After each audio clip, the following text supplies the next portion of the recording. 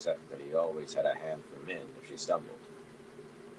For the rest, he was lost in some other world, blinking in surprise when he noticed Baron or Loyal.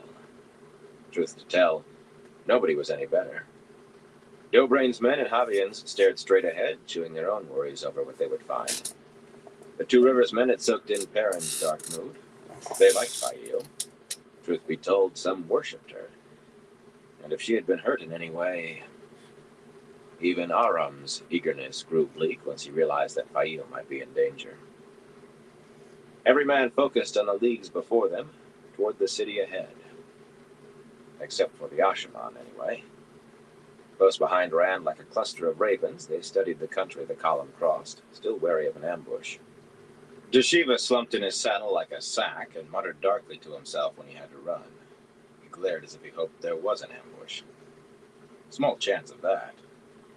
Suolin and a dozen Fardarai Mai trotted ahead of the column in Perrin's sight, with as many more farther ahead, probing the way, and an equal number on the flanks. Some had thrust their short spears into the harnesses that held their bow cases on their backs, so the spearheads bobbed above their heads. The short horn bows were out, arrows nocked. They kept equally sharp watch for anything that might threaten the Ka Khan, and on Rand himself, as though they suspected he might vanish again. If any trap waited, any danger approached, they would find it. Chiad was one of the maidens with Suolin, a tall woman with dark reddish hair and gray eyes. Perrin stared at her back, willing her to drop behind the others and speak to him. Now and then she spared him a glance, but she avoided him, as if he had 3 diseases, all catching. Bane was not with the column.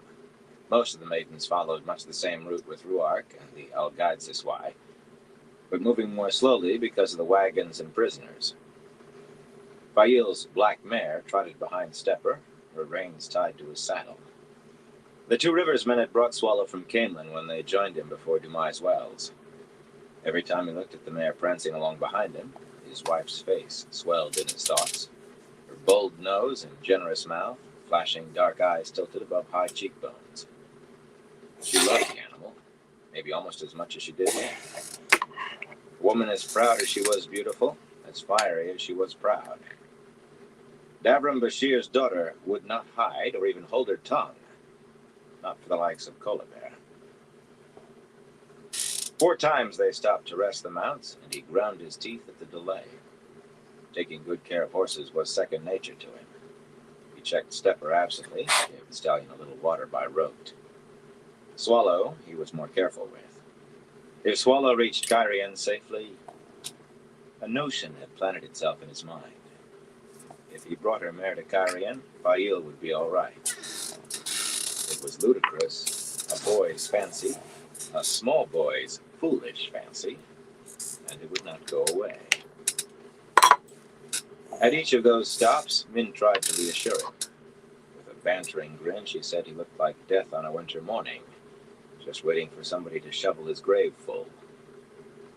She told him if he approached his wife with a face like that, Fail would slam the door on him. But she had to admit that none of her viewings promised that Fail was unharmed.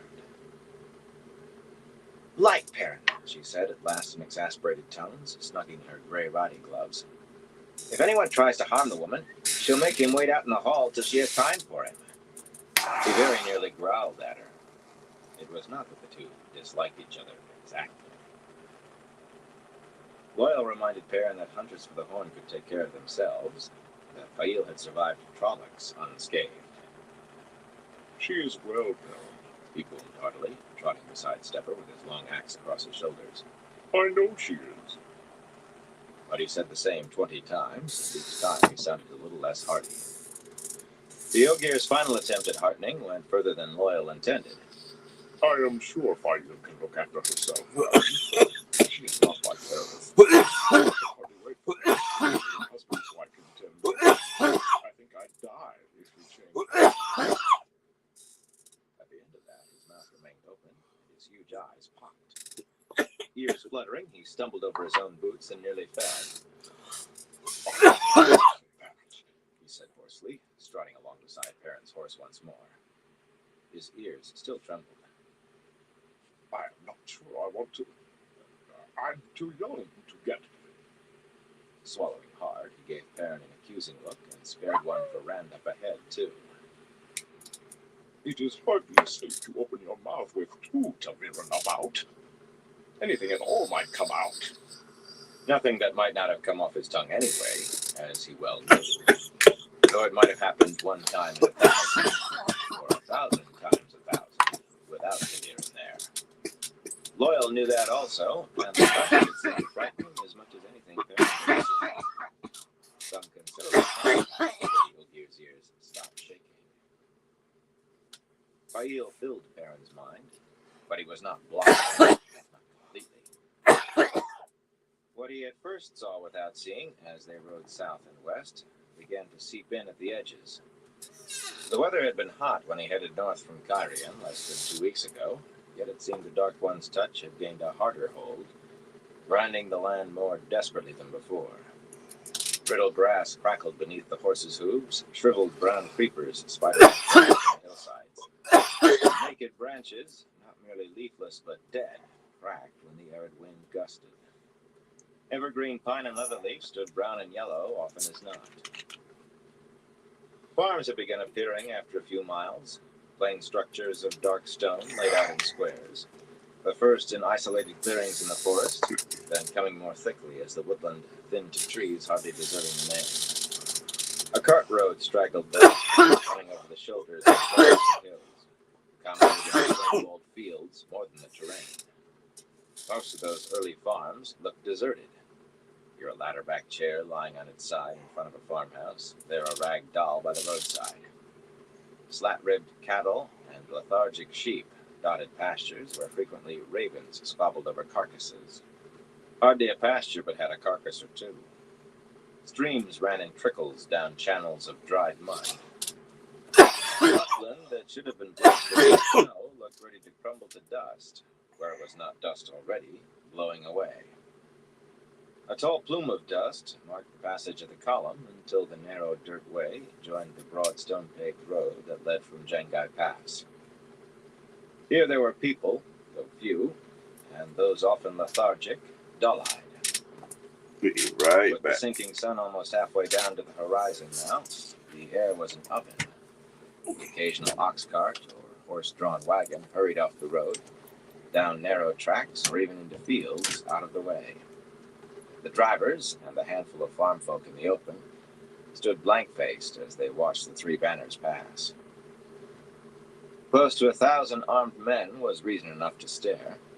1,000 armed men heading somewhere in a hurry with a purpose. Reason enough to stare and be thankful when they passed out of sight.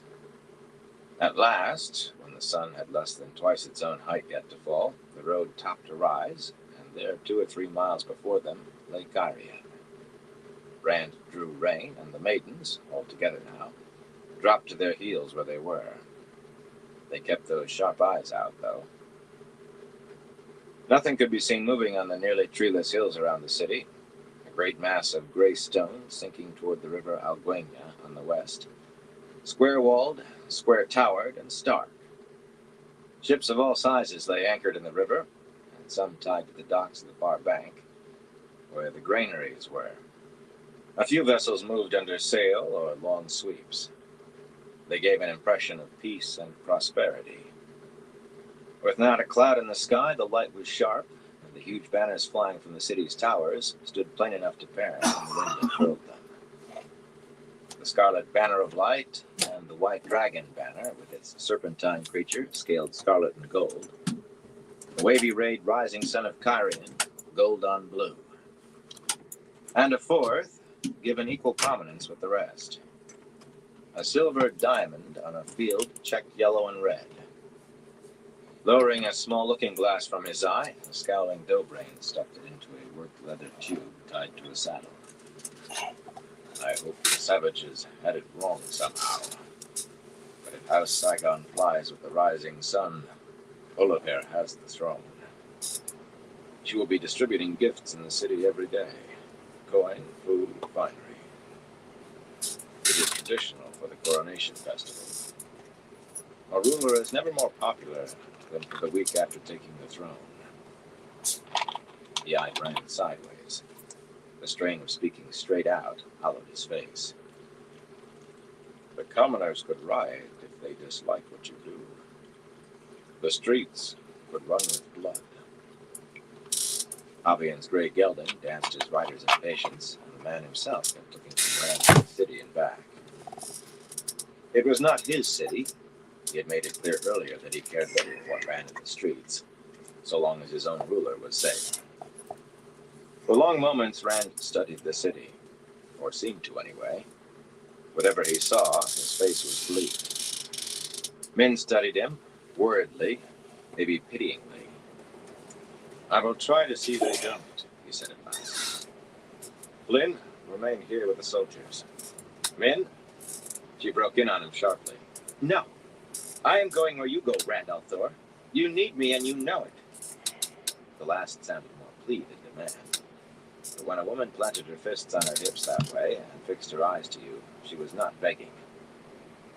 I am going too, Loyal added, leaning on his long hafted axe.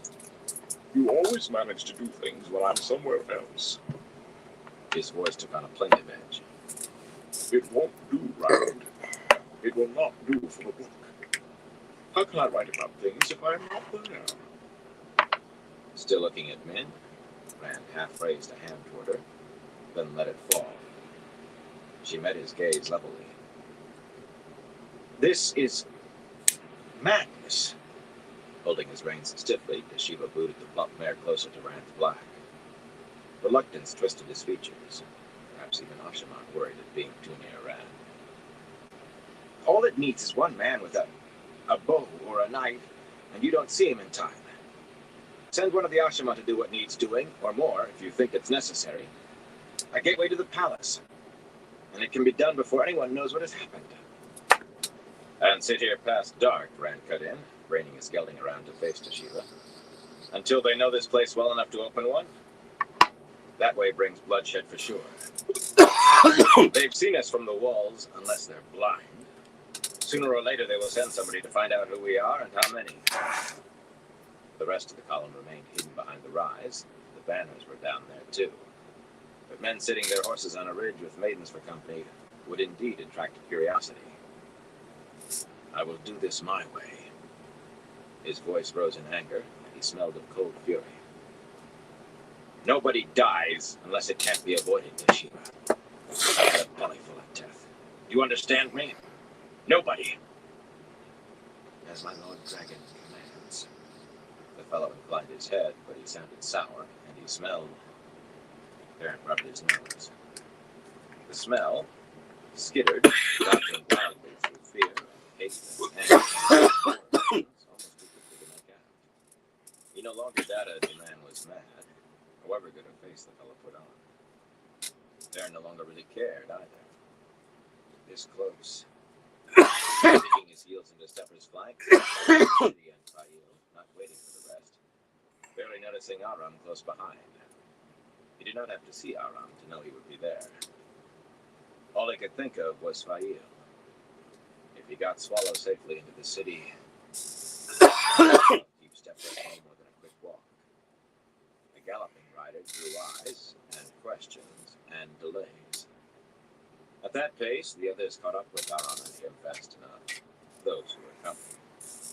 Min had gotten her way, it seemed, and so had Loyal. The maidens fanned out ahead, giving Perrin sympathetic looks as they trotted by. Jihad studied the ground until she was beyond him.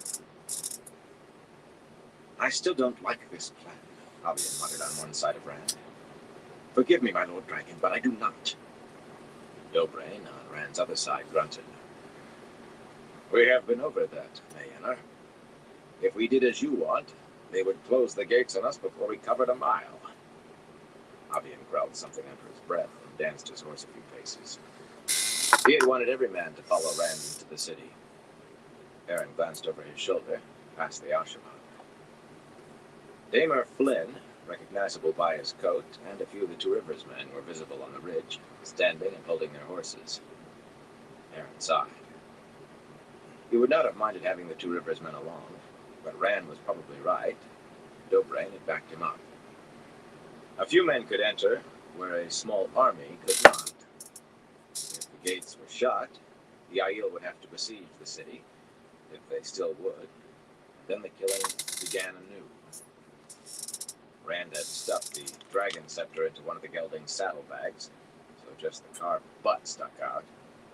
That plain coat looked like nothing the Dragon Reborn would wear. For the Ashaman, nobody in the city had any idea what a black coat meant. Men were easier to kill than a small army, even if most of them could channel. Beren had seen an Ashaman take a Shaido spear through his belly, and the man had died no harder than any other. Jashiva grumbled under his breath. Beren caught hero and fool, equally disparaging tones. Without Fail, he might have agreed. Once Rand peered toward the Aiel encampment sprawled over the hills 2 or 3 miles east of the city, and Beren held his breath. But whatever thoughts Rand had, he kept on the road. Nothing mattered more than Fail. Nothing, whether or not Rand saw it so.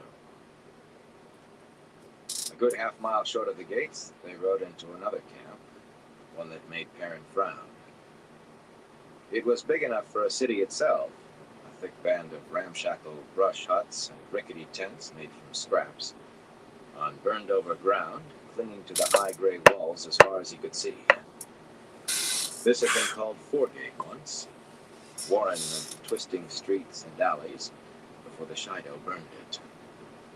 Some of the people stared in silence as the strange party passed, had no gear, Aiel maidens, but most scuttled about their business with wary, sullen faces and a care to notice nothing that was not right in front of them. The bright colors, and often tattered cast-off finery worn by Foregaters, mingled with the somber garb more usual for Carianan, the plain, dark clothes of villagers and farmers. The Foregaters had been in the city when Perrin left, along with thousands of refugees from deeper inside the country. Most of those faces bore bruises, worse, cuts and slashes, often unbandaged. But I must put them out. They would not have the walls on their own. Foregaters and refugees alike feared the return of the Shaido, who had been seared to the bone, feared hot iron. The road ran straight through the camp to the Jangai gates, 3 tall square arches flanked by towers. Helmeted men lounged up on the battlements, peering down through the gaps in the stone teeth. Some stared off toward the men on the hilltop, and here and there an officer with a con held a looking glass to his eye. Rand's small party drew inquirers. Men a horseback, not common companions. Crossbows showed atop the serrated wall, but no one raised a weapon. The bound gates stood open. Beren held his breath. He wanted very much to gallop for the Sun Palace and Fail. Just inside the gates sat a squat stone guardhouse, where strangers to the city were supposed to register before entering. A square-faced watched them pass with a disgruntled frown, eyeing the maidens uneasily. He just stood there watching.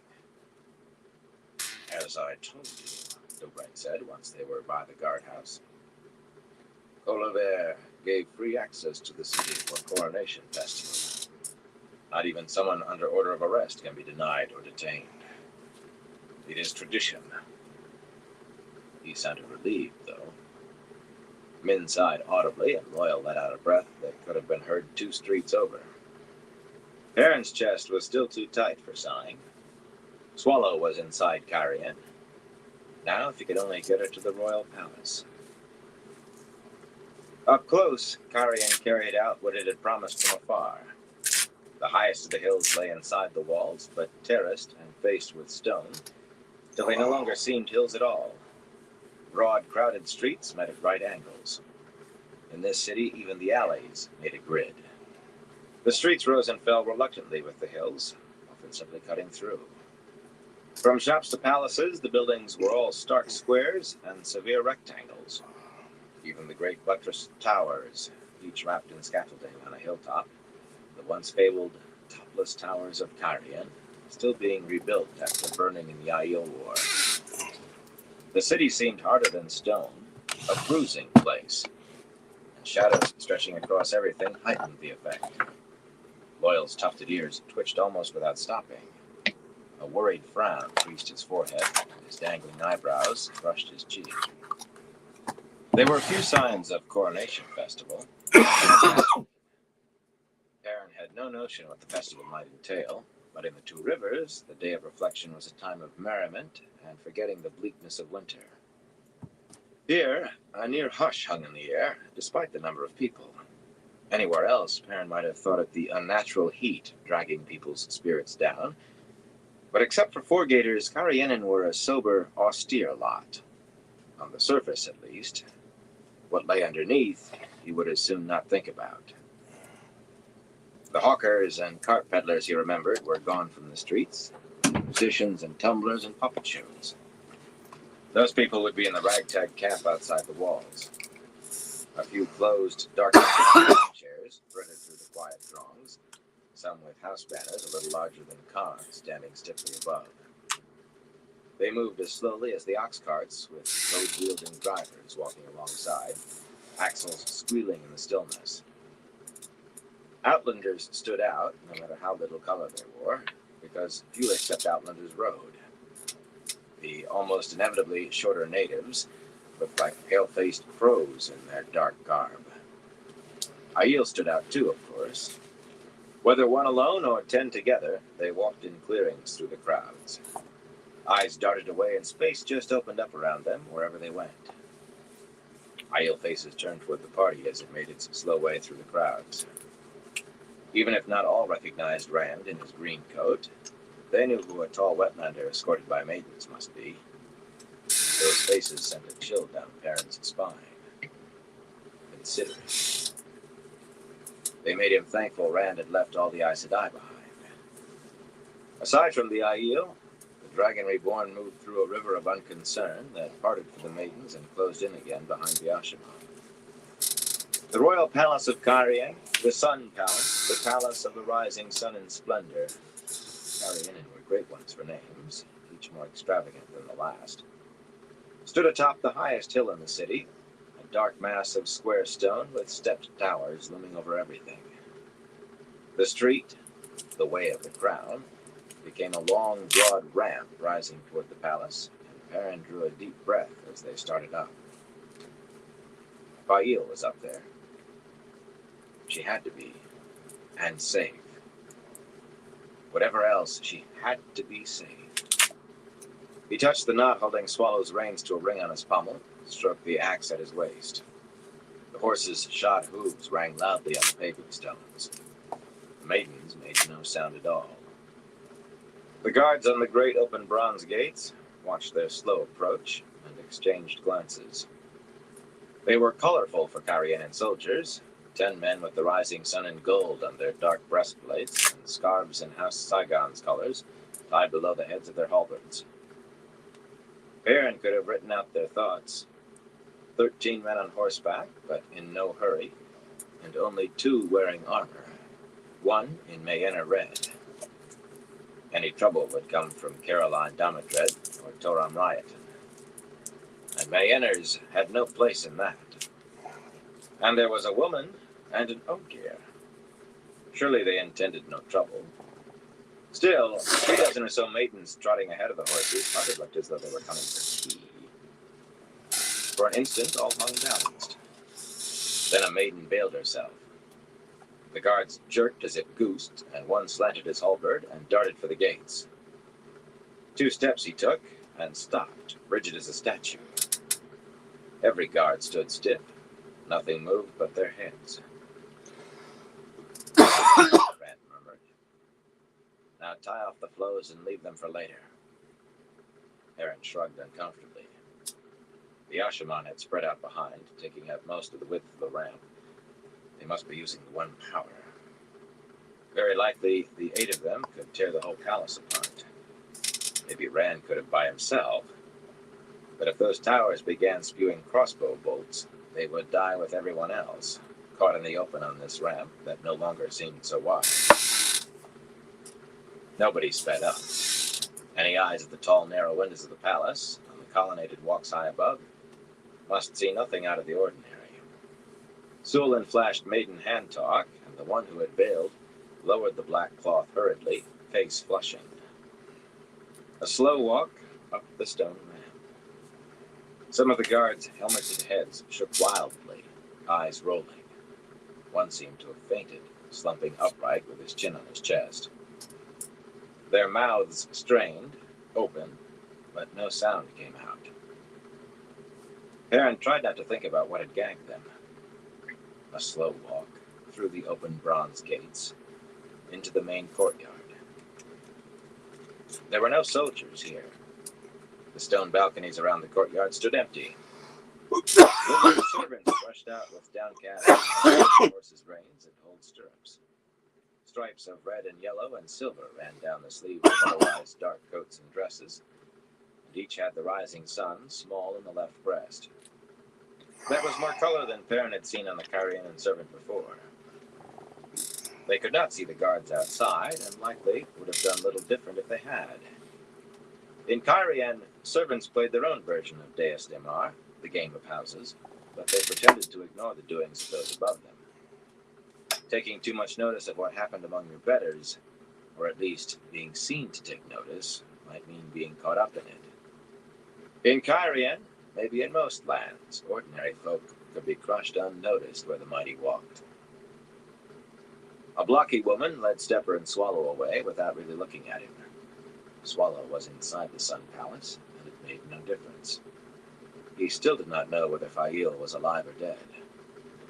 A fool boy's fool fancy. Shifting his axe at his hip, he followed Rand up the broad gray stairs at the far end of the courtyard and nodded when Aram reached over his shoulder again to ease his sword. Liveried men swung open the great doors at the head of the stairs, bronze like the outer gates, and marked large with the rising sun of Cairhien. Once, the entry hall would have stunned Perrin with its grandeur.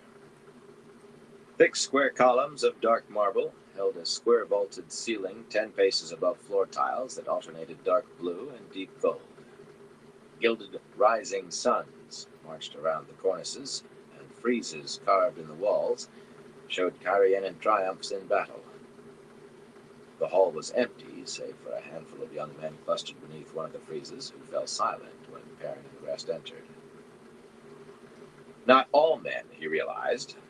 All wore swords, but 4 of the 7 were women, in coats and snug breeches, much like men's, their hair cut short as the men's. Not that that was particularly short. Men and women alike had it gathered in a kind of tail that reached their shoulders, tied with a dark ribbon. One of the women wore green a little paler than normal for Cairhienin, and another bright blue. All the rest were in dark colors, with a few bright stripes across their chests. They studied Rand's party, with an especial view for himself, Perrin realized. His yellow eyes took people aback, although he hardly noticed it anymore unless somebody jumped or made a commotion. Studied in silence until the last of the Ashaman was in, and the doors swung shut. The boom of the closing covered a moment of fierce whispering. Then they came swaggering closer, the women strutting even more arrogantly than the men, which took some doing. Even the way they knelt was arrogant. The green-clad woman glanced at the one in blue, who had her head down, and said, "My Lord Dragon, I am Camail Nolason. Salanda Darangil leads our society." She blinked at a fierce look from the woman in blue. Despite the glare, Salanda smelled afraid to her bones, if Perrin was making out who was who properly. Clearing her throat, Camail went on. We did not expect you to return so soon." "Yes," Rand said softly. "I doubt anyone thought I would return so soon. None of you has any reason to be afraid of me. None at all. If you believe anything, believe that." Surprisingly, he looked right at Salanda when he said that. Her head whipped up, and as she stared at him, the fear smell faded. Not completely, but down to a tatter. How had Rand known it was there? "Where is Kolaver?" Rand asked. Camail opened her mouth, but it was Salanda who answered. "In the Grand Hall of the Sun." Her voice grew stronger as she spoke, the scent of her fear growing weaker. Oddly, a slight tinge of jealousy touched it once, just for an instant, when she glanced at Min. Sometimes his sense of smell was more confusing than enlightening. "It is the third sunset convocation," she went on. "We are not important enough to attend. Besides, I think we as societies make her uneasy." "The third," Dobran muttered. "The ninth sunset after her coronation already. She wasted no time. At least we'll all be together. No one of any rank or pretension will miss it, Karianen or Tyron." Drawing herself up on her knees, Salanda managed to make it seem she was meeting Rand eye to eye. "We are ready to dance the blades for you, my Lord Dragon." Sulan shook her head, wincing, and another maiden groaned audibly. Several looked and smelled ready to do some violence then and there. The Aiel could not decide what to make of these young wetlanders. The problem in Aiel eyes were that they were trying to be Aiel, in a way, to follow Giato, their version of it anyway. These 7 were not the lot. Hundreds of the idiots at least could be found all over the city, organized into societies in imitation of the Aiel. Half the Aiel Perrin had heard mention them wanted to help. The other half wanted to strangle them. For himself, he did not care whether they mangled Giato to mincemeat. "Where is my wife?" he demanded. "Where is Fail?" The young fools exchanged guarded looks. Guarded? "She is in the Grand Hall of the Sun," Salanda said slowly. She is one of Queen of Colaver's lady attendants." "Put your eyes back in your head, Perrin," Min whispered. "She must have a good reason. You know she must." Shrugging inside his coat, Perrin tried to gather himself. One of Colaver's attendants? Whatever her reason, it must be good. That much he was sure of. But what could it be? Salanda and the others were passing those guarded looks about again. One of the men, a young fellow with a pointed nose, whispered fierce and low, "We swore not to tell anyone. Not anyone. On water oath." Before Perrin could demand to be told, Rand spoke. "Salanda, lead the way to the Grand Hall. There will be no blades. I am here to see justice done to all who deserve it." Something in his voice made Perrin's hackles rise. A hardness grim as a hammer's face. Fail did have a good reason. She had to. Chapter 5. A Broken Crown. Wide and tall as the corridors were, they felt close, and dim despite tall gilded stand lamps with mirrors on every branch, lit wherever daylight could not penetrate. Tapestries hung few and far between on the walls, scenes of hunt or battle with people and animals, arranged more precisely than ever nature had. Scattered niches held bowls and vases, and now and then a small statue, in gold or silver or alabaster, but even the statues seemed to emphasize that they were stone or metal, as if the sculptors had tried to banish curves. The city's hush was magnified here.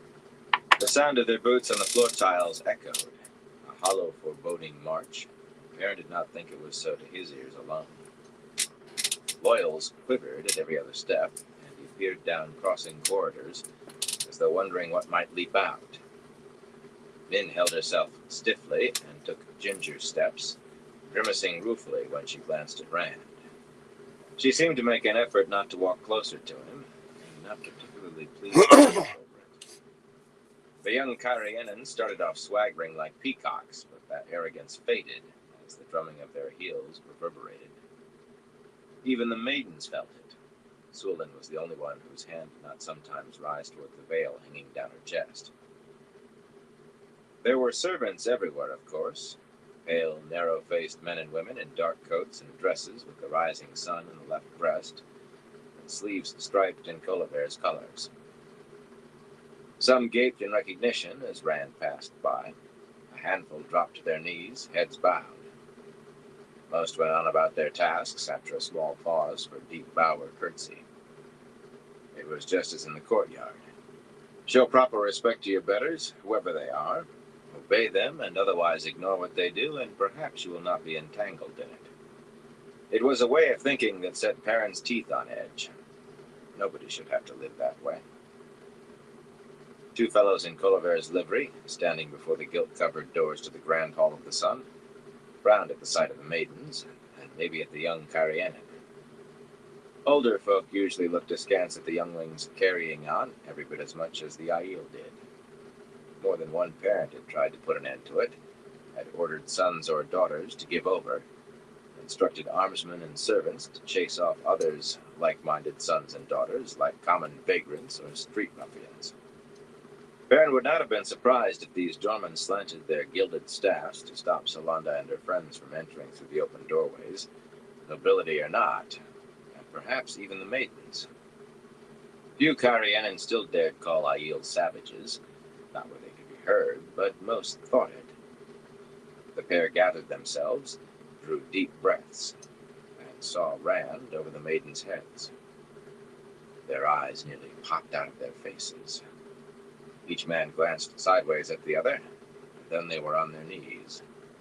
One stared fixedly at the floor, the other squeezed his eyes shut, and Perrin heard him praying under his breath. "So I am loved," Rand said softly. He hardly sounded himself. Min touched his arm, her face pained. Rand patted her hand without looking at her. Hey, Gear Changer, how you doing, bro? Hope you're doing well today. The Grand Hall of the Sun was immense, with an angled vaulted ceiling a full 50 paces high at the peak. Great golden lamps hung on gilded chains thick enough to move the gates of a fortress. It was immense, and it was full. People crowding among massive square columns of blue-black veined marble that stood in 2 rows to either side of the center aisle. The folk at the rear noticed the newcomers first. In long coats and short, some in bright colors or embroidered, some travel-worn, they stared curiously, intently. The few women in the back of the hall wore riding dresses, had faces as hard as the men, gazes as direct.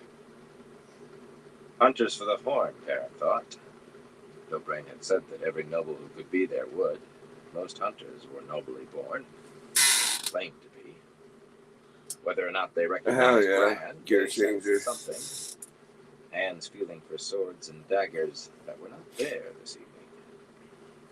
More hunters than not sought adventure and a place in the histories along with the Horn of Valdir. Even if they did not know the dragon they bore, they knew danger when they saw it. It's doing good, should I say. The others in the Grand Hall were less attuned to danger, or rather, more to intrigues and plots than to open hazard. Perrin was a third of the way down the long center aisle, close on Rand's heels, before gasps ran through the chamber like a wind. Pale Carianan lords with colorful slashes across the chests of their dark silk coats, some with the front of their heads shaved and powdered. Carianan ladies with stripes on their dark high-necked gowns and lace falls covering their hands, their hair in intricate towers that often added a good foot of height. Tyrant high lords and lords of the land, with oiled beards trimmed to points, velvet hats and coats of red and blue and every color, with puffy satin striped sleeves. Tyrant ladies in even more colorful gowns, with wide lace ruffs and close caps studded with pearls and moonstones, fire drops and rubies. They knew Perrin, and they knew Dobrain, and even Havian and Min. But most importantly, they knew Rand. A ripple of knowing that kept pace up the hall with him. Eyes widening, jaws dropping, they went so stiff Perrin almost thought the Ashaman had bound them like the guards outside the palace. The chamber was a sea of sweet perfumes, and beneath that, undercurrents of salty sweat. But through it oozed fear, a sort of smell. His attention was all on the far end of the hall, though, on the deep blue marble dais where the sun throne stood, shining like its namesake with gilt, the wavy-rayed rising sun huge atop the high back. Colabert rose slowly, peering down the aisle over Rand's head. Her nearly black dress bore not a single stripe of nobility. The great mass of curls rising above her head had to have been dressed around the crown she wore, the rising sun in gold and yellow diamonds. 7 young women flanked the sun throne in dark bodiced gowns with lace snugged under their chins, skirts striped vertically in Colabert's yellow and red and silver. It seemed that Carianan fashion was different for the queen and for the queen's attendants. A flicker of motion behind the throne picked out an 8th woman, hidden, but Perrin cared about neither Colabert nor anyone else except the woman to her ultimate right, Fail. Her slightly tilted eyes fastened on him, dark liquid moons, yet not a line altered of her coolly decorous expression. If anything, her face grew tighter. His nose strained for the scent of her, but the perfume was too strong, and the fear. She had a reason for being there on the dais, a good reason. She did. Rand touched Sulan's sleeve. "Wait here," he said. Scowling, the scar on her leathery face standing out as white as her hair, she scanned his face, then nodded with obvious reluctance. Her free hand gestured anyway, and another gasp ran through the chamber as the maidens bailed. It was almost laughable. The 8 men in black coats trying to watch everywhere at once could probably kill them all before the first maiden drove home a spear, but no one knew who or what they were. No one looked at them twice, a handful of men with their swords sheathed. Only at the maidens. And Rand. Hadn't they noticed that not a one of those men sweated a drop more than Rand? Perrin felt as if he were bathing in his. Stepping past the maidens, with men still close beside him, Rand stopped as first Perrin, then Dobrain and Javian joined him. And Aram, of course, like Perrin's shadow. Rand studied them each in turn, nodding slowly. He studied Perrin longest, and took the longest time to nod. The gray-haired Carianan and the young Mayenner wore faces like death. Perrin did not know how his own looked, but his jaw was locked tight. No one was going to harm Fail, no matter what she had done, no matter why, no matter what he had to do to stop it. Their boots drummed loud in the silence as they crossed the huge golden mosaic of the rising sun in the blue-tiled floor and approached the throne. Hands gripping her skirts, Colabert wet her lips, and her eyes darted between Rand and the doors behind him. "Looking for Aes Sedai?" Rand's voice echoed. He smiled unpleasantly. "I sent them to the Aiel camp. If the Aiel can't teach them manners, no one can." A shocked murmur rose and fell raggedly. Fear became stronger than the perfumes in Perrin's nose. Oliver gave a start. "Why would I?" Drawing a deep breath, she gathered dignity. A more than handsome woman in her middle years, without a touch of gray in her dark hair, she bore a regal presence that had nothing to do with the crown. She had been born to command, to reign, so she thought. And her eyes, weighing and measuring, betrayed a hard intelligence. "My Lord Dragon," she said, making a curtsy so deep it nearly mocked itself. "I welcome you back. Carian welcomes you back." The way she said it, she seemed to be repeating herself. Slowly, Rand climbed the steps of the dais. Min half made to follow him, then folded her arms. Perrin did follow, to be near Fail, but only part way. It was her gaze that stopped him. A gaze that probed every bit as much as Colabert's. At him, as much as at Rand. Perrin wished he could smell her. Not to try discovering why or what, just for the smell of her. The wash of perfumes and fright were too great. Why did she not speak? Why did she not come to him? Or smile? Just a smile. Colabert stiffened a splinter's worth, but only that. Her head came no more than level with Rand's chest, though her towered hair rose almost as tall as he. His eyes slid from her face and along the women lined up on either side of the throne. He might have paused on Fail. Baron could not be sure. Rand rested his hand on one heavy arm of the Sun Throne. You know I mean this for Elaine Trakand. His voice was emotionless. My Lord Dragon, Colabert replied smoothly. Carian had been too long without a ruler. A Carianan ruler. You yourself said you have no interest in the Sun Throne for yourself. Elaine Trakand would have had some claim. A small, quick gesture dismissed such a claim. If she were alive. Rumor says she is dead, like her mother. A dangerous thing to say. A good many rumors said Rand had killed both mother and daughter. The woman was no coward. Elaine is alive.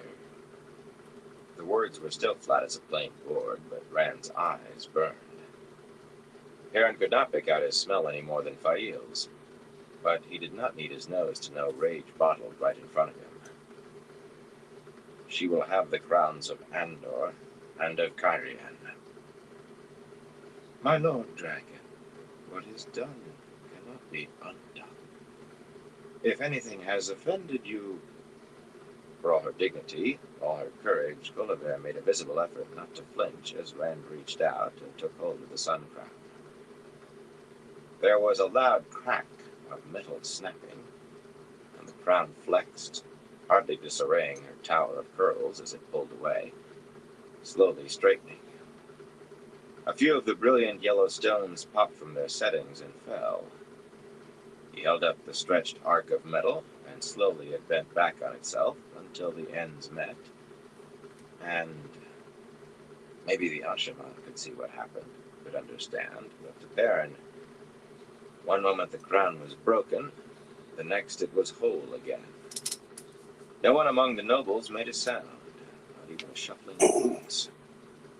Perrin thought they might be afraid too. To his nose, stark terror was stronger than any other scent now. It did not quiver, it spasmed wildly. Whatever can be done, Rand said softly, can be undone. Colabert's face drained of blood. The few wisps of hair that had escaped her coiffure made her seem wild, at bay. Swallowing, she opened her mouth twice before any words came out. My Lord Dragon. It was a breathy whisper, but as she went on, her voice became stronger, and edged with desperation. She seemed to forget anyone else was present. I have kept the laws you made, maintained your policies, even those that go against the ancient laws of Cairhien, against all custom. She probably meant the laws that had let a noble kill a farmer or craftsman and walk away. My Lord Dragon, the Sun Throne is yours to give. I know that. I was wrong to take it without your leave. But I have the right to it, by birth and blood. If I must have it from your hand, then give it to me by your hand. I have the right. Rand only looked at her. He said nothing. He seemed to be listening, but not to her.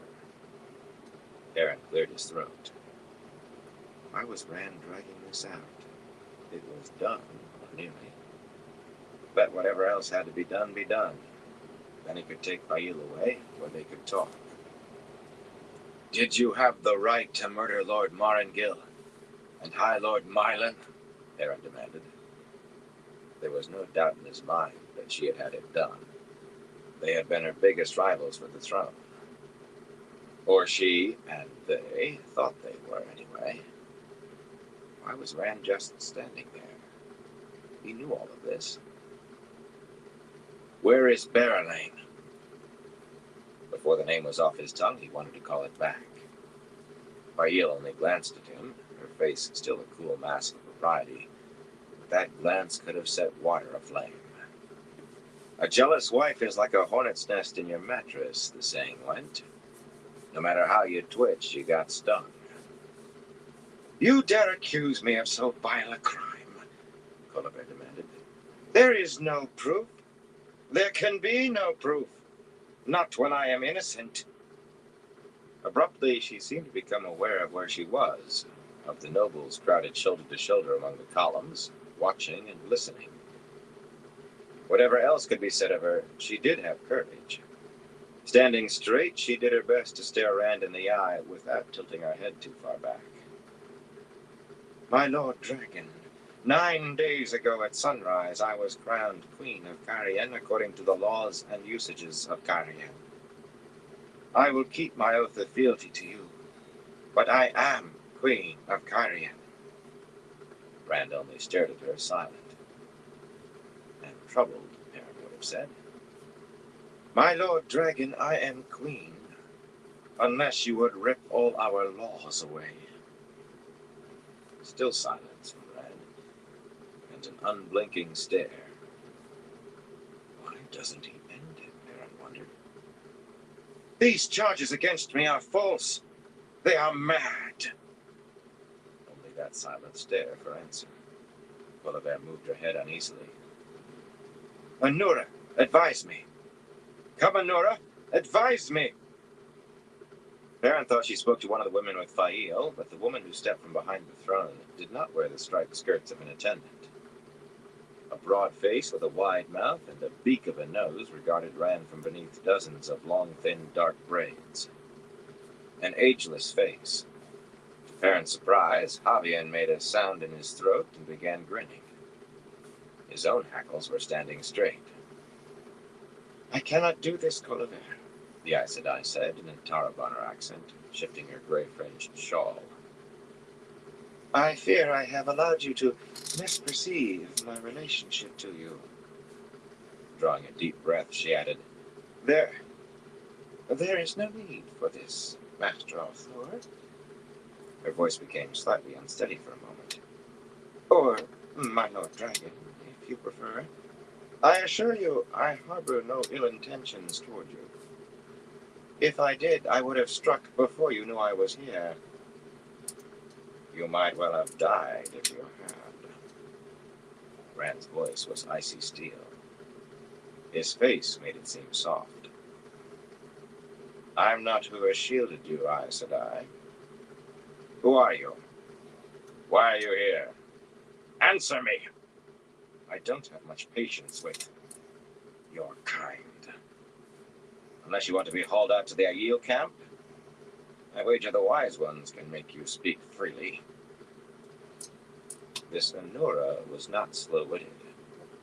Her eyes darted to Aram, then to the aisle where the Ashaman stood. And she knew.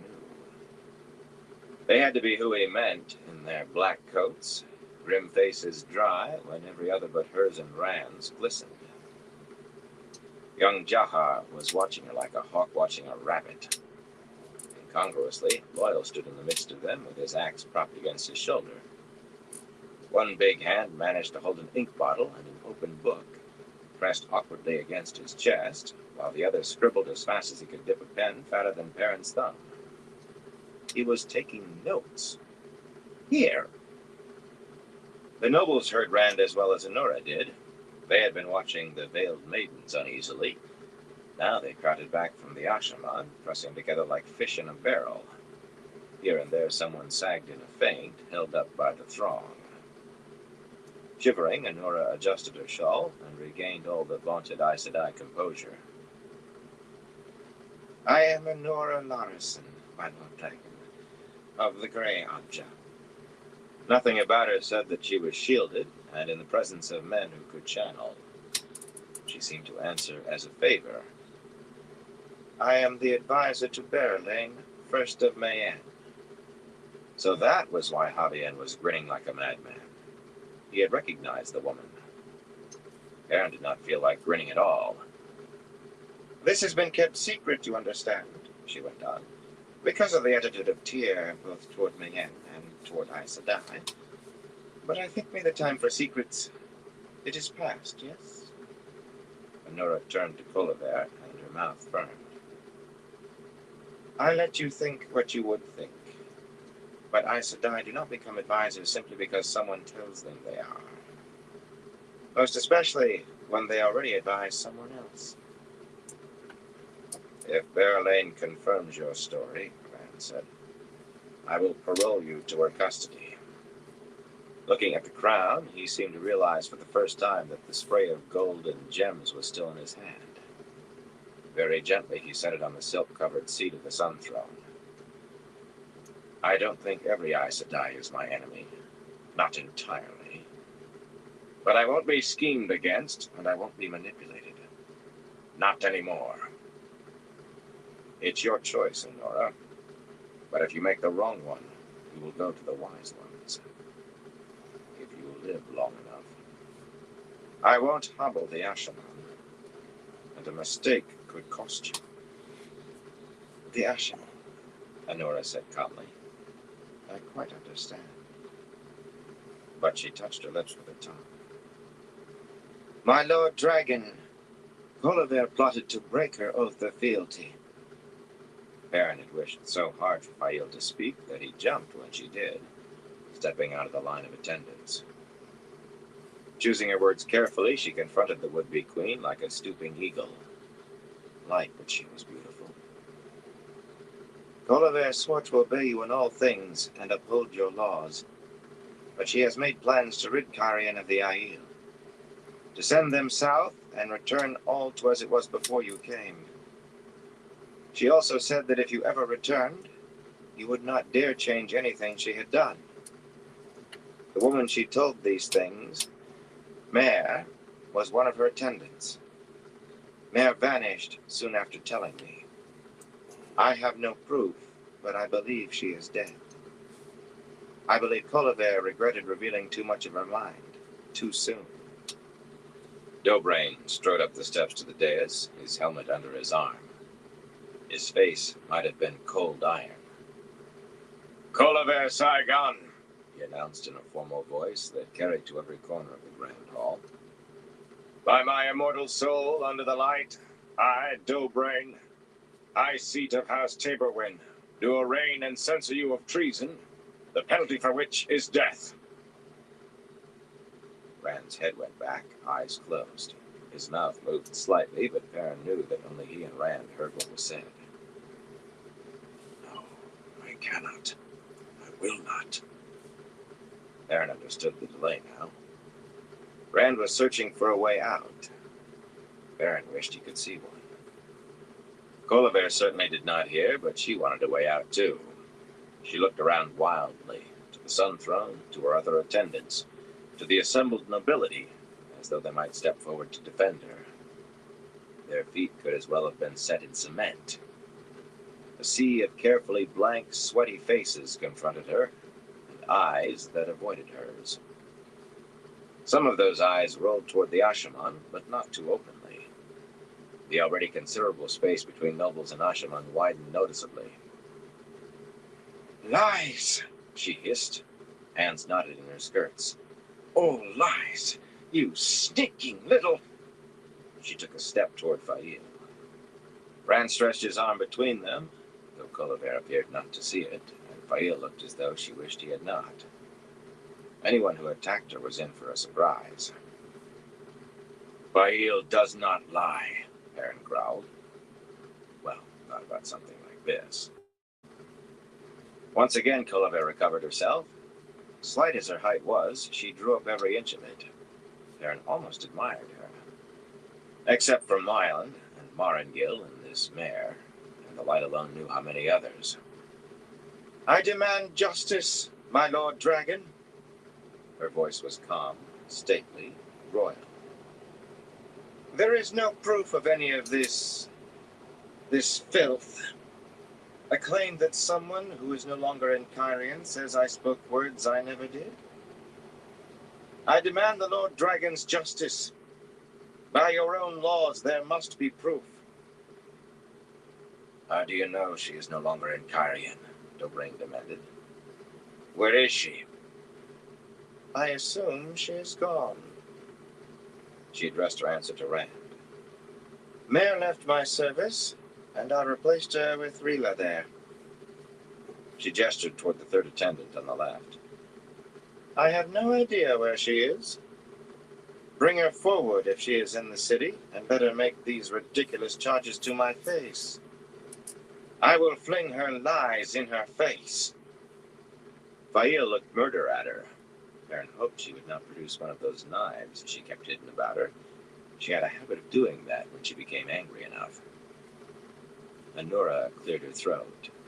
She had been studying Rand much too closely for Perrin's comfort. She reminded him of Varen suddenly, that look of a bird examining a worm.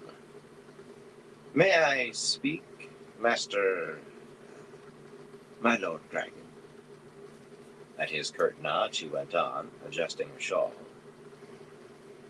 Of young Mare, I know nothing except that one morning she was here, and before nightfall she was nowhere to be found, and none knew where she had gone.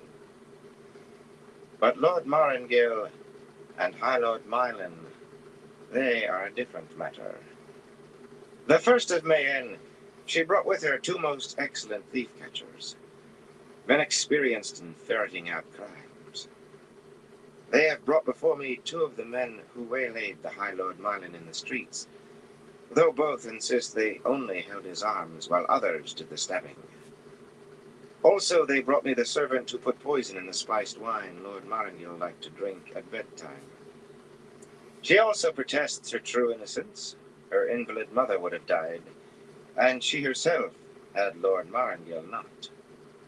So she says, and in her case, I believe she speaks truly. Her solace at confession was not false, I think. Both the men and the woman agree in this. The orders for their actions came from the mouth of Lady Colliver herself. Word by word, the defiance leached out of Colliver. She still stood, yet it seemed to wonder. She appeared as limp as a damp rag. They promised, she mumbled to Rand. They promised you would never return. Too late, she clamped both her hands over her mouth. Her eyes bulged. Perrin wished he could not hear the words coming from her throat. No one should make sounds like that. Treason and murder, Dobrain sounded satisfied. Those whimpered screams did not touch him. The penalty is the same, my Lord Dragon. Death. Except by your new law, it is hanging for murder.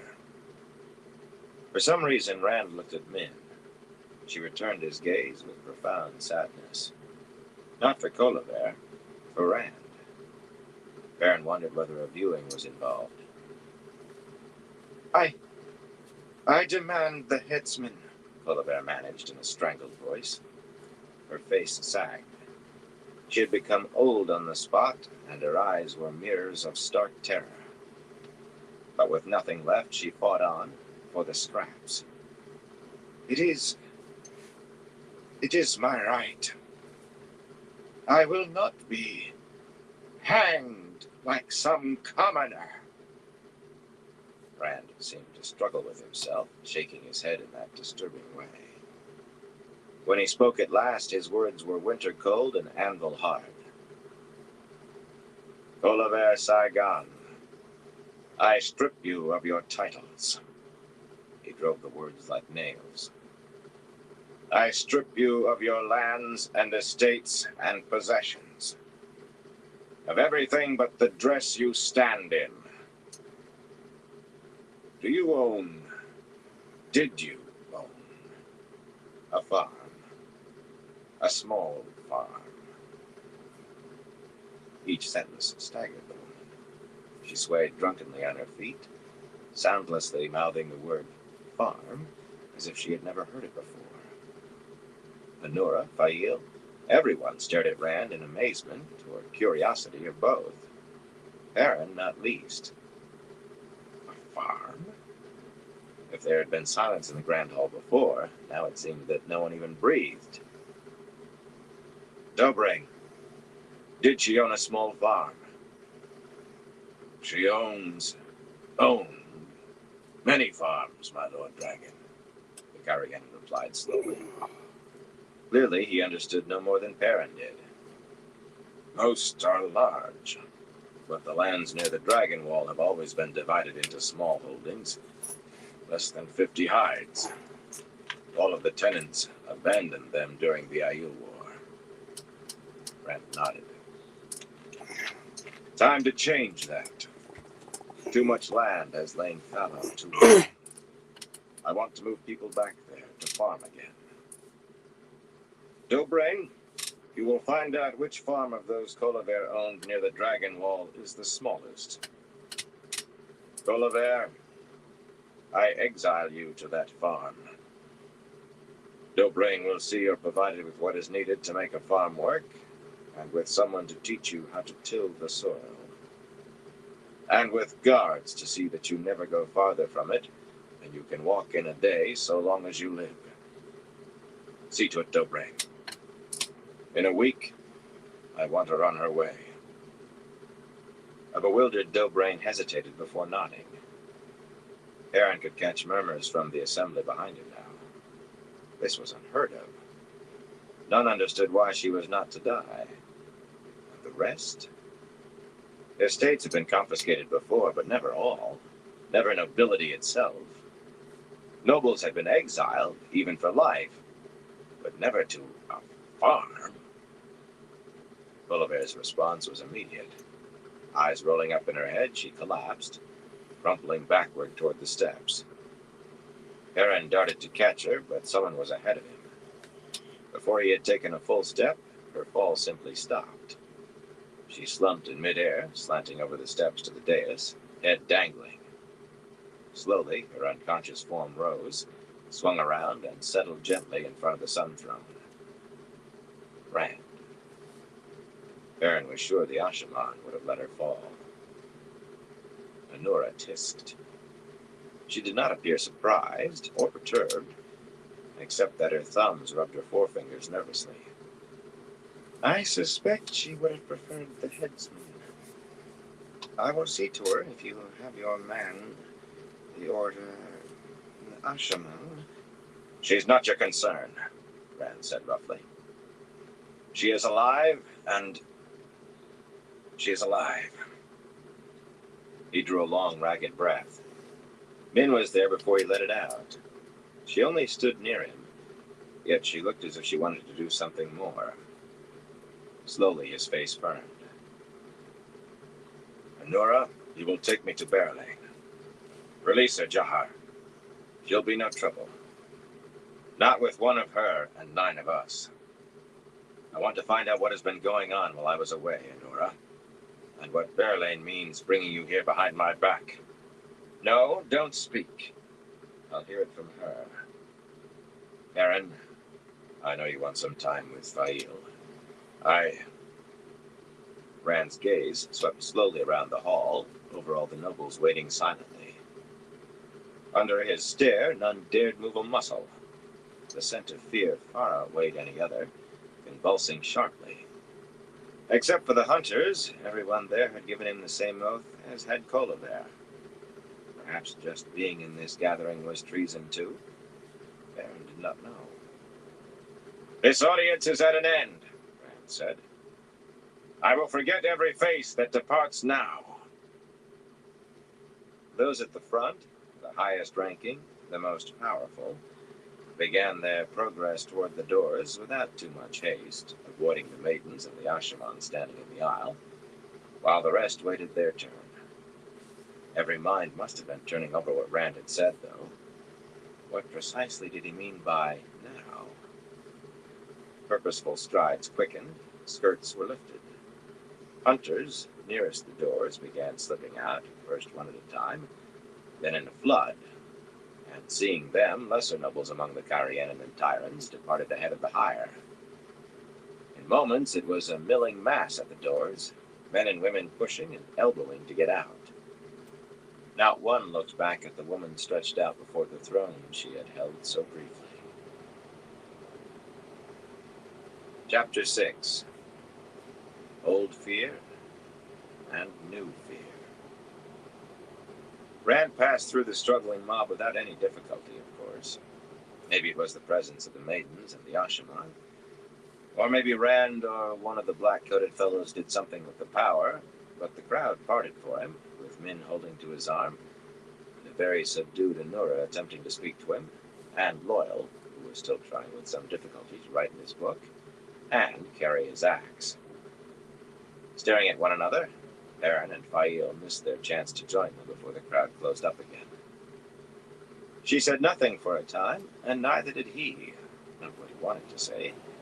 Not with Aram there, staring at them like some worshipful hound.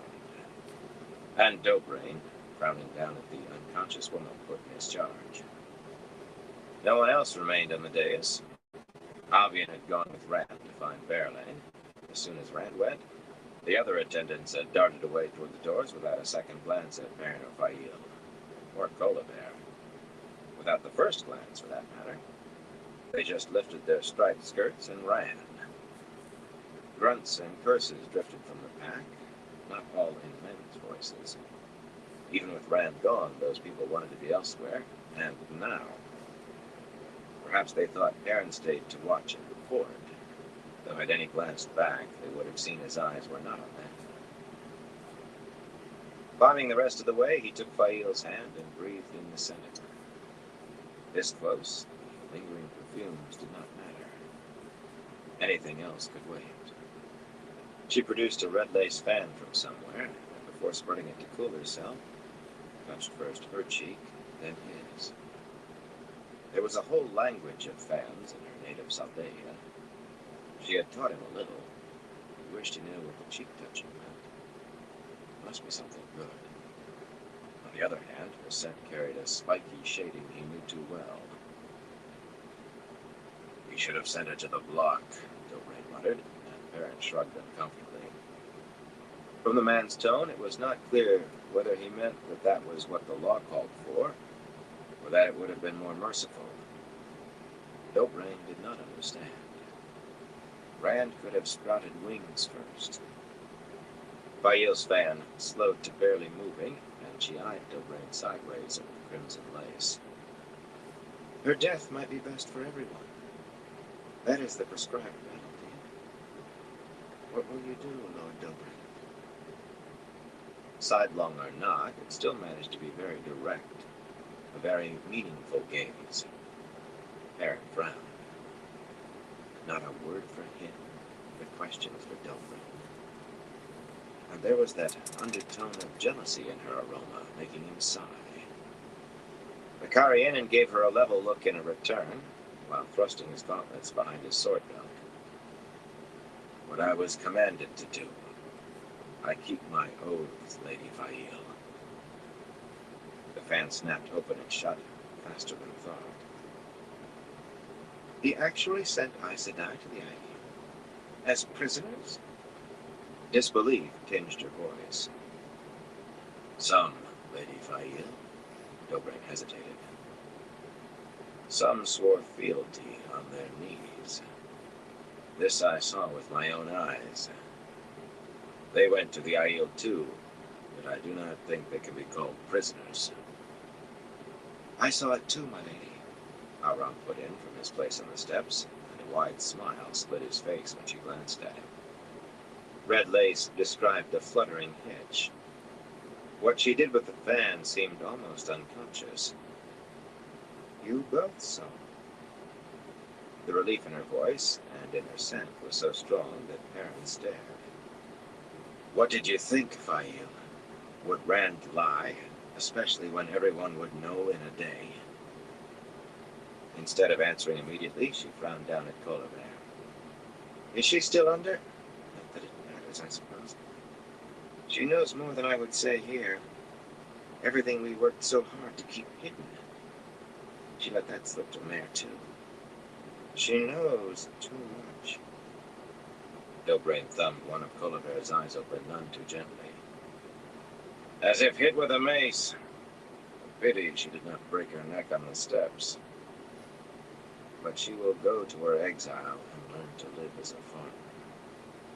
A brief, jaggedy, vexed smell wafted from Fael. Abruptly it hit Perrin what his wife had been proposing so obliquely. what Dobrain had rejected just as indirectly. Every hair in his body tried to stand. From the start, he had known that he had married a very dangerous woman, just not how dangerous. Aram was peering at Colbert, his lips pursed in dark thought. The man would do anything for Fail. I don't think Rand would like it if anything prevented her reaching that farm, Perrin said firmly, eyeing Aram and Fail in turn. I wouldn't like it either. He felt rather proud of himself. That was talking around the point as well as any of them. Aram bowed his head briefly. He understood, but Fail tried to look innocent above her gently fluttering fan, with no notion what he was talking about. Suddenly he realized not all the fear scent came from the people still milling at the door. A thin, quivering thread of it wafted from her. Fear under control, yet it was there. What's the matter, Fail? Light, you'd think Corin and that lot had won instead of... Her face did not change, but the thread grew thicker. Is that why you didn't say anything at first? He asked softly. Were you afraid we had come back as puppets? Them pulling the strings?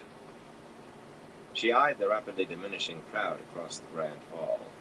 The nearest of them was a long way, and all making a good deal of noise, but she lowered her voice even so. Aes Sedai can do that sort of thing, I thought. My husband, no one knows more than I that even Aes Sedai would find hard times trying to make you dance for a puppet. Much harder than a man who's just the dragon reborn. But when you walked in here, I was more afraid than at any time since you left. Amusement trickled through in the first of that, like tiny bubbles in his nose, and warm fondness and love, the smell of her clear and pure and strong. But all of those faded by the end, leaving that thin, trembling thread. Like Fail, it's true. Every word Rand said. You heard Dobrain and Aram? She smiled and nodded and worked her fan. That thread still quivered in his nostrils, though.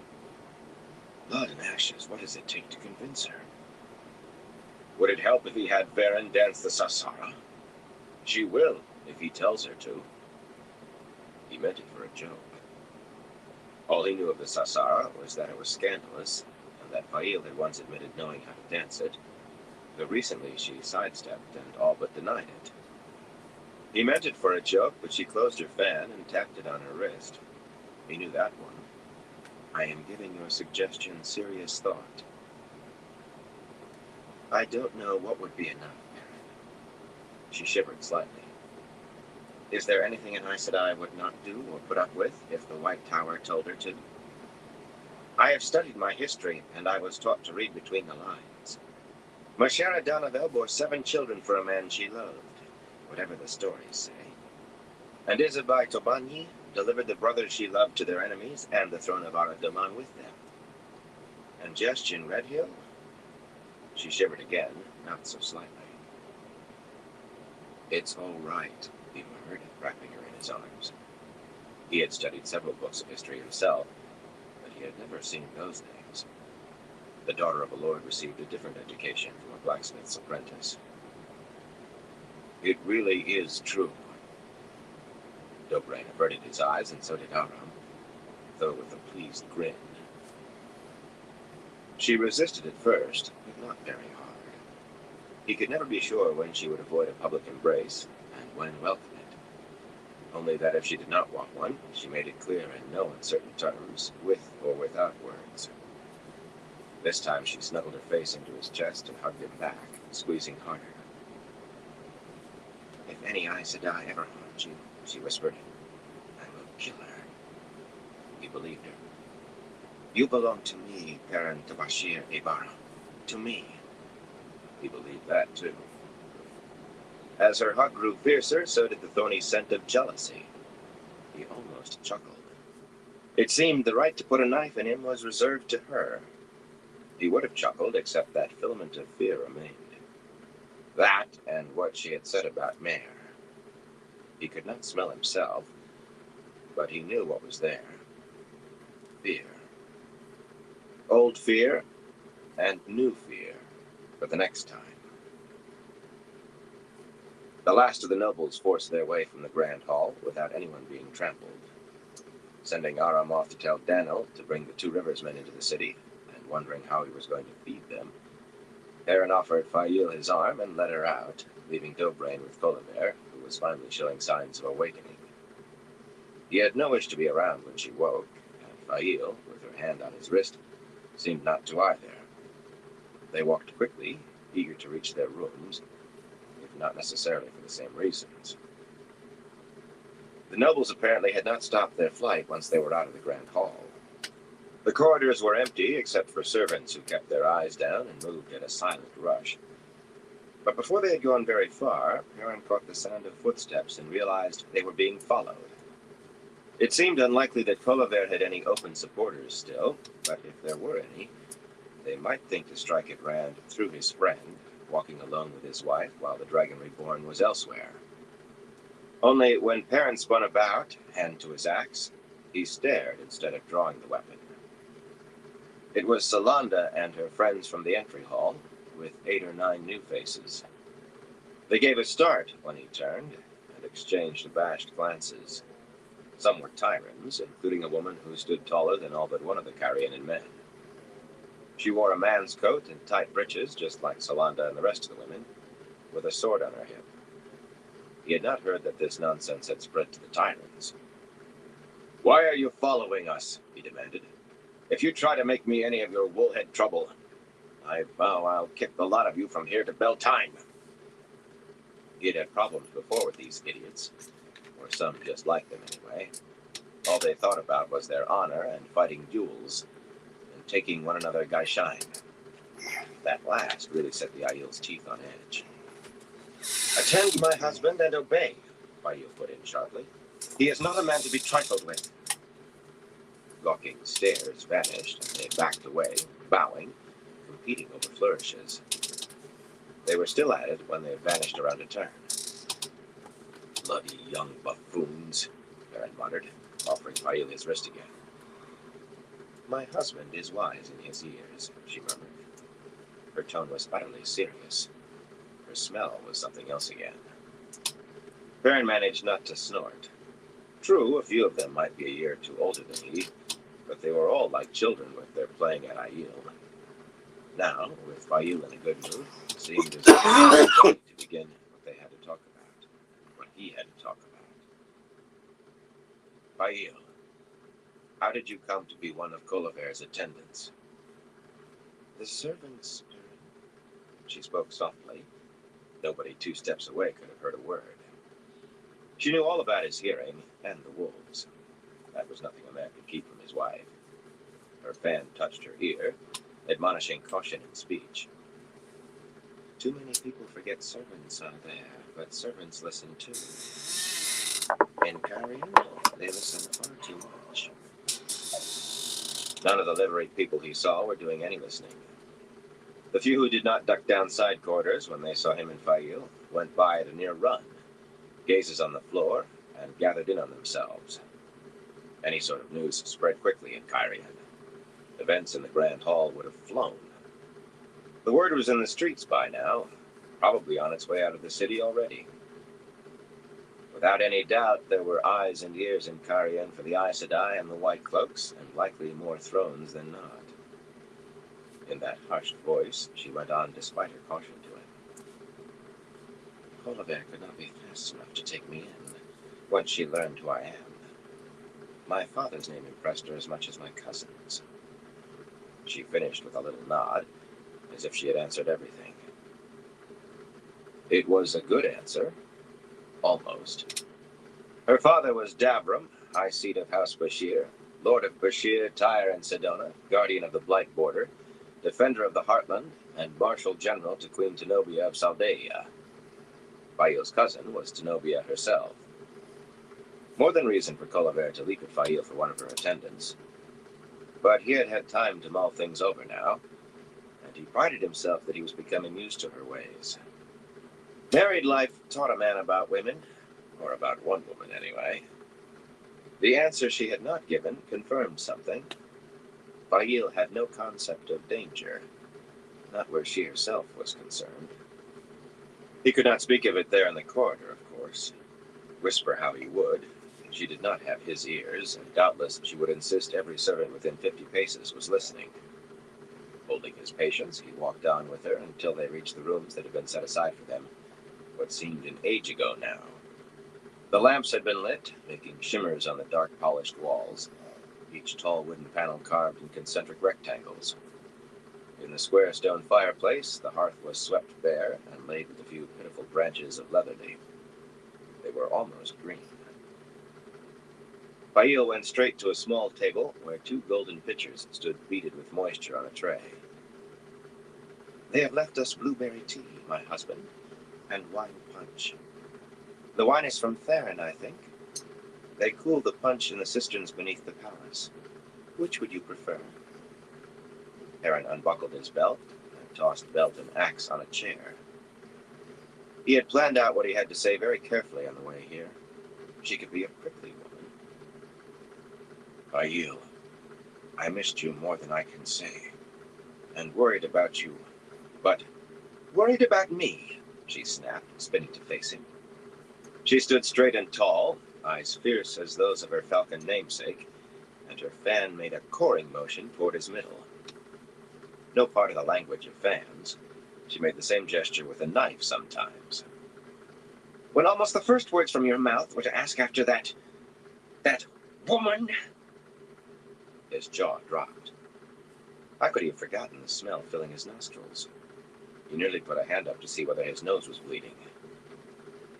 Fail, I wanted her thief catchers. Bet. No, he was not stupid enough to repeat that name. She said she had proof of the poison before I left. You heard her. I just wanted the proof, Fail. It did no good. That spiky stench softened not a whit, and the thin, sour smell of hurt joined it. What under the light had he said to hurt her? Her proof! What I gathered went for nothing, but her proof put Coliver's head on the block, or should have. That was his opening, but she was not about to let him push a word in edgewise. She advanced on him, looking daggered, her fan darting like one. All he could do was back away.